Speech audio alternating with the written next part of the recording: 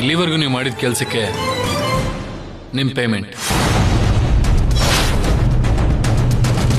ಚಿರು, ಏನಿದು?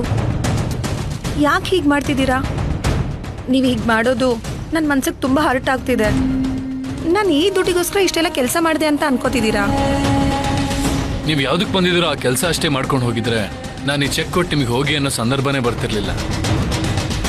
ಈಗ ನಿಮ್ಮ ಮನಸ್ಸಲ್ಲಿ ಏನಿದೆ ಚಿರು?